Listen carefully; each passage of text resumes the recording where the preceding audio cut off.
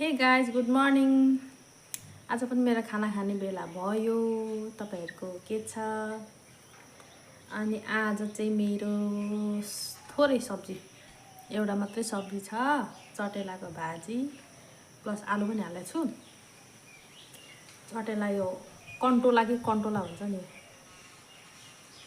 चटेलाको भाजी। सब्जी धेरै छ, भात थोरै छ।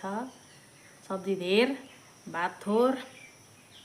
टेन्सन गया पेन्सन लेने, नो टेन्सन नो चिन्ता, खाने हो। यही खानको लागि दुःख छ हैन।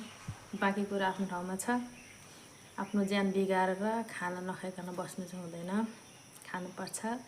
तपाईहरु पनि खानुस्, स्वस्थ रहनुस्, मस्त रहनुस्, व्यस्त रहनुस्। यो टेन्सन भन्ने कुरा जीवनमा आउँदै गर्छ, जाँदै गर्छ। टेन्सन बोकेर हिँड्ने काम कहिले पनि नगर्नुस्। हस् त, खाना खाइ ल। First bite, one bite.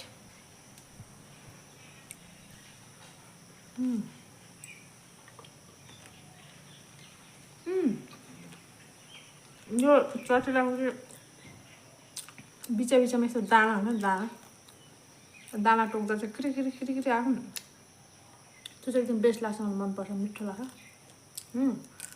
यो जुन बिचमा दाना छ नि, चटेला, वन करेला पनि भन्छ यसलाई, वन करेला पनि भन्छ है।